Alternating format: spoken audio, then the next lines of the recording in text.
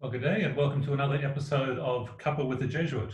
I'm Father Robin Koning, Provincial Assistant for Vocations, and I'm having a cuppa with a couple of my Jesuit mates here. I'm with Father Robin, Julian Butler Jesuit student, and we're joined today by Father Chris Middleton. Father Chris is the rector at Xavier College here in Melbourne. Welcome, Father Chris. Good to be with you both. You've been in education for much of your Jesuit life. What was it that got you interested in the Ministry of Schools and Education at the outset? I think a couple of things. I've been in 2 university colleges and 3 schools, so nearly all my ministry's been involved with young people. The teaching itself, I love. I love the actual profession of teaching, and I have a love of history, and communicating history through the classroom or through tutorials or whatever has always been an important part for me. Accompanying young people in the present, I think, climate, it's a challenging but fascinating area. I think that sort of connection between education, youth, and a consumer society, our sort of first world country, is a real cutting edge in terms of faith and belief, but also in terms of personal well-being and development. Things like depression and mental health, increasingly a significant part of what we do and our ministry, families and accompanying them. So it's just, to me, it's a really fascinating space that gives enormous range of opportunity and involvement, and that's really important from my perspective. Did you want to say a bit more about the importance of that mental health aspect of the cura personalis, that care of the person that was so important for Ignatius? Yeah, I think it's a really key part, and the Jesuit understanding of education's formation of the whole person really meshes well with it. I mean, in many ways, I think depression, anxiety, mental health issues are an epidemic amongst young people and more widely in society.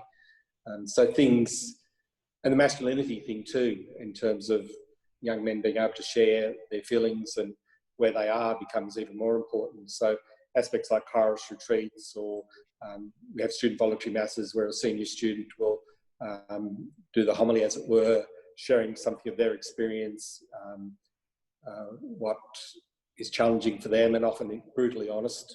You can hear a pin drop at times. There's, I think, a real opportunity that our type of education affords. The importance of listening and presence too is really key, and to me that's a really significant part of Jesuit ministry, that you listen to, especially to young people who often feel they're not listened to by church, society, or even those around them at times. And presence. I mean, the most valuable commodity I think any of us have is time, and we've seen time in a different way in the period of pandemic, but it's still, I think, being present to people is, to me, one of the gifts and key aspects of being a priest and being a Jesuit in ministry. We've got an availability to be there, and that's really important from my perspective. Father Chris, would you say something about how that sense of being present, that desire to be present, is grounded for you as a Jesuit in formation in faith? How does that sort of become an identifier for a Jesuit? I think it's a bit different for everyone, but for me personally, I don't find prayer the easiest thing to do. So one of the simplest and most powerful forms of prayer for me is simply to bring students, staff that I'm concerned for, to God in prayer, and just having a sense of asking the Lord to be with them, that Jesus accompanies them as well as I do, and with me. So that's the sort of faith perspective.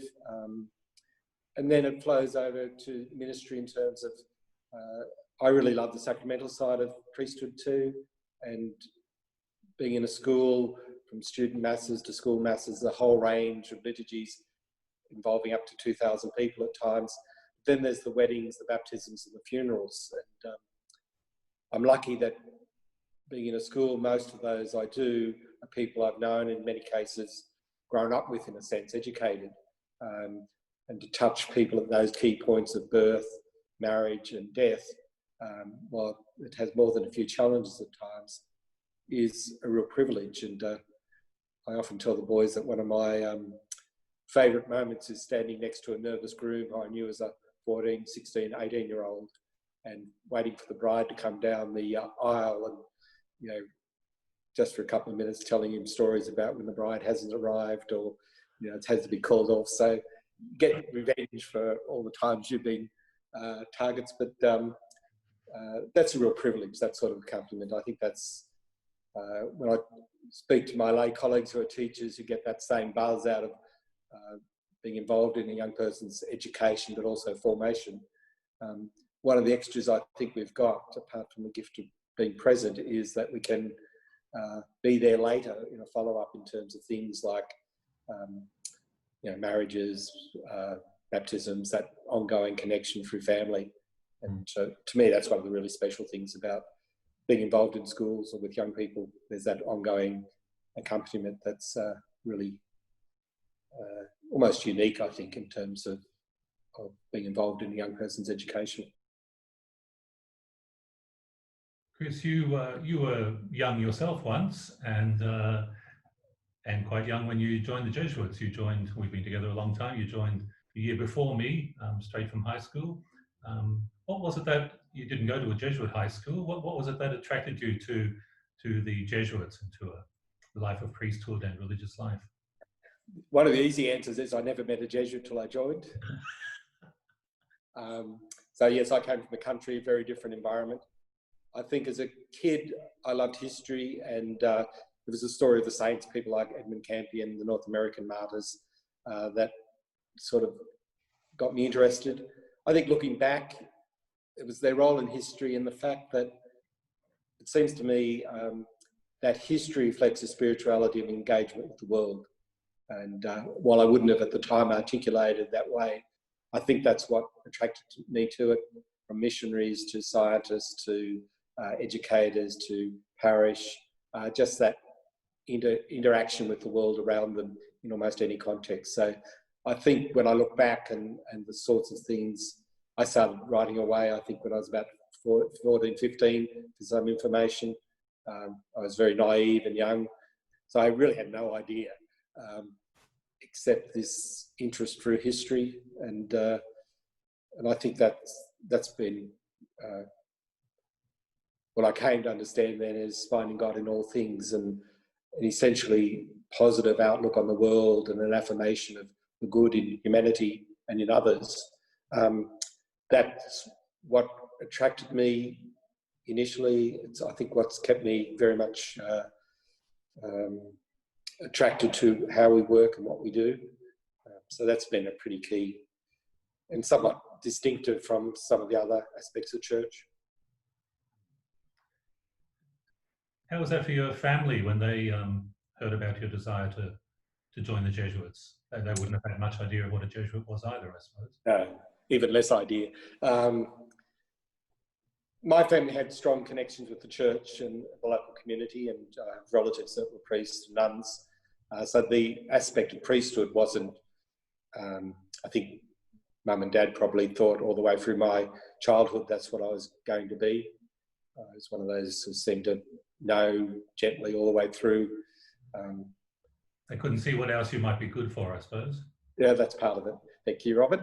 You know, our viewers know that band is part of the story. But it's, yeah, I think the Jesuit thing was just unknown, so it wasn't even frightening or challenging for them. And when I went off to join it straight after school, I expected I'd sort of be home holidays, a bit like seminarians or those that I knew. So that wasn't to be. I got home for the first time 2 years. I got a train up to Orange and got off at the platform just before I took vows that month, and I hadn't walked 2 or 3 steps after hugging Mum and Dad. Mum looked at me and said, "Won't you get a haircut just for your mother?" So, you know, family's family, and she denied it subsequently, but it was true. But yeah, neither they nor I really had much idea. Both my sisters ended up sending their boys to Riverview.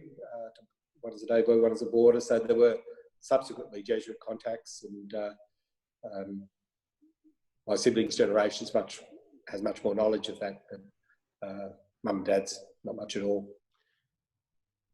Father Chris, touching on some of the challenges, but also reflecting on that very world-affirming and hope-filled message of the society. Would you say something about what have been ongoing challenges being a Jesuit in the world today, and what holds you in the society with, you know, hope and affirmation?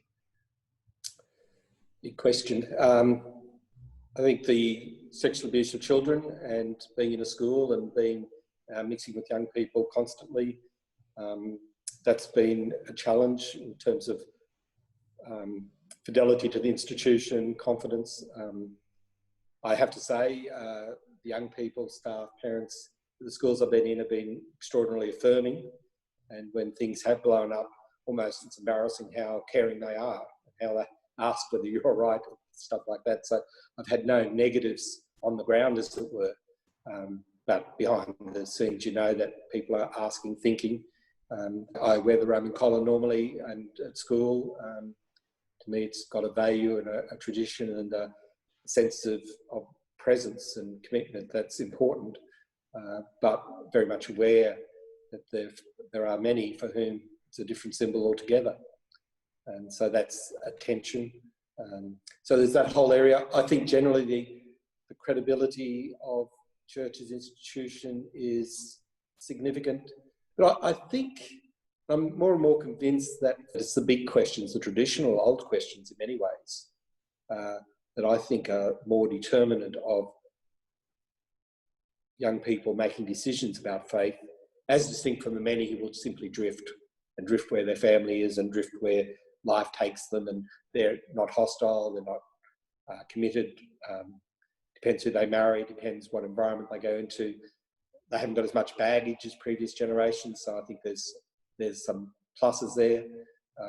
So that's true. But for those who actually stop and think and question, and they're not making the decision at university or senior years, I'm finding that's increasingly as young as 12, 13, 14. They're asking the questions, can you believe in evolution and believe in Adam and Eve? And how do you marry that? Or the presumption, if you really have a scientific mind or interest, you can't be a person of faith. Or why did my grandmother suffer? Or why does the pandemic cause so much suffering? Why does God allow this? While the abuse issue and the church's credibility as an institution, I think that's more for their parents' generation and older people as the key question. For those that are connected still with the church, but for a younger generation, I think it's more relevance in terms of the big questions, as well as just their experience of church, parishes and school. In the context of that wide range of questions and young people questioning, if a young man approached you expressing some interest in the society, what would you say to someone considering this life which you have taken on? I think I'd speak of the challenges, but also the joys. I think the Ignatian principle of looking to the good first is important in all aspects of life. And for me, well, it's not always perfect, and I've struggled at times, and I wouldn't change a bit of it in terms of the decision. It's given me life, and I think I've given life. I think it's a more interesting range of work than most people get to do in their life. So there's a number of angles I could approach, but ultimately too, there's the faith experience of trusting God, and that's probably not as good at talking about that to young people as I should be, but that's something you can't just leave aside as a key part of the conversation. But just on purely human terms, for all our limitations and weaknesses, which I think all family life, married life, relationships of any sort carry, from my perspective, I don't regret a day, and I think perhaps that's important for, if I was talking to a young person who's interested, I think you've got to be able to look them in the eyes and say, it's given me life, and I've given life, and that's not a bad start in any assessment of us as human beings. Father Chris, it's been great to have this conversation with you. Thanks for making time available in your busy schedule to share a couple with us. Thank you very much. Thank you, and all the best for work.